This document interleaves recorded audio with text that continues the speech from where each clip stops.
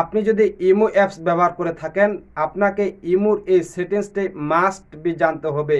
কেননা আমরা যখন ইমো ব্যবহার করি, আমাদের ইমোতে পরিচিত মানুষগুলো যেমন আমাদেরকে কল দেয়, ঠিক অন্যদিকে অপরিচিত মানুষগুলো আমাদেরকে বারবার কল দিয়ে বিরক্ত করে থাকে।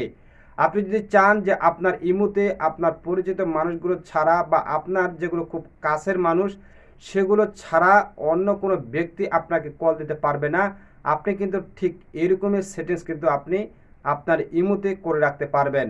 আজকের এই ভিডিওটি যদি আপনি কন্টিনিউ করেন এবং এ টু জেড পর্যন্ত আপনি ভিডিওটি দেখেন, তবে কিন্তু এই পুরো প্রসেসটি আপনি দেখতে পাবেন। আসসালামু আলাইকুম এভরিওয়ান, আশা করি আপনারা সবাই ভালো আছেন।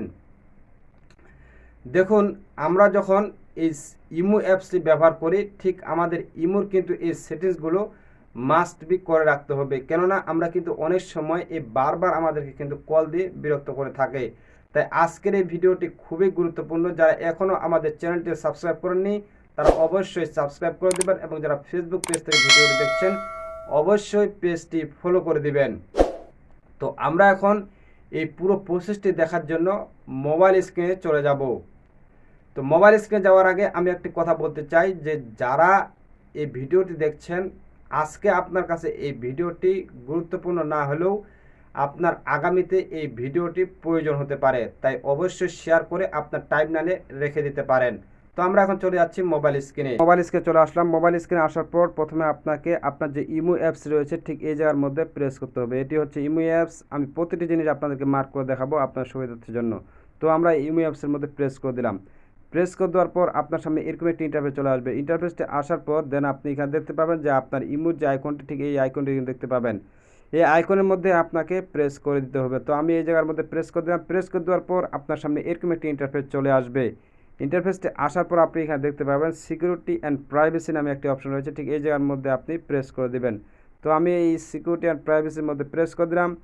প্রেস করে দেওয়ার পর আপনি হালকা একটু স্ক্রল করবেন। স্ক্রল করার পর এখানে দেখতে পাবেন যে কল নামে কিন্তু একটি অপশন রয়েছে, এই যে কল, ঠিক এই কলের মধ্যে আপনাকে কিন্তু প্রেস করে দিতে হবে। তো আমি এই কলের মধ্যে প্রেস করে দিলাম।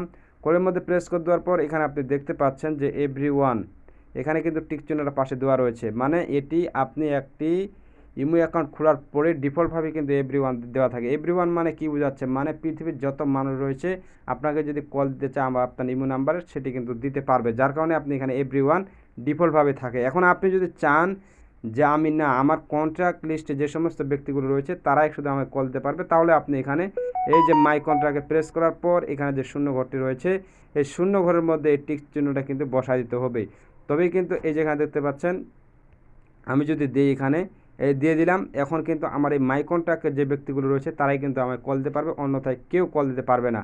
আপনি যদি এমনটি চান যে আপনাকে কেউ কল দিবে না, তাহলে আপনি কি এটি করতে পারেন, এই যে এখানে নো বডি মানে কেউ না, এখানে আপনি যে টিক চিহ্নটা এনে দেন তাহলে কিন্তু আপনাকে আর কেউ কল দিতে পারবে না। এখন দেখা যাচ্ছে যে আপনি চাচ্ছেন যে এমন কিছু ব্যক্তি আপনাকে কল দুক, বাকিগুলো যেন কেউ না দিতে পারে, অর্থাৎ আপনার কিছু মানে প্রিয়জন বা আত্মীয়জন রয়েছে তারা ছাড়া অন্যরা যেন কল দিতে না পারে, আপনি সেরকমটি চাচ্ছেন।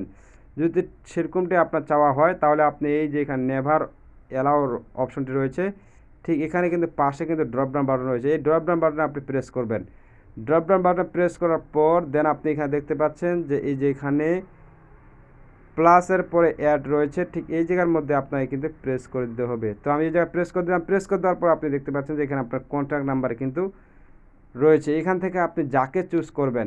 এখন এখানে একটা কথা রয়েছে, যদি আপনার ওই প্রিয়জন ব্যক্তিটার যদি ইমো নাম্বারটি এখানে সেভ না করা থাকে আগে সেভ করে নেবেন, দেন আপনি এখান থেকে নাম্বারটিকে চুজ করে এদেরকে পারমিশন দিয়ে বাকিগুলোকে আপনি আর পারমিশন দিবেন না, তাহলে আপনার এখানে আর কল আসবে না। যদি আপনি এখানে যাকে সিলেক্ট করবেন, এই যে এখানে আমি এই কয়টাকে সিলেক্ট করলাম, মনে করেন এই কয়টাকে সিলেক্ট করে দিলাম, দেওয়ার পরে এখানে অ্যাডে প্রেস করে দিলাম। প্রেস করে দেওয়ার পরে এখানে দেখতে পাচ্ছেন কিন্তু আমার এখানে 4টা অলরেডি চলে এসেছে।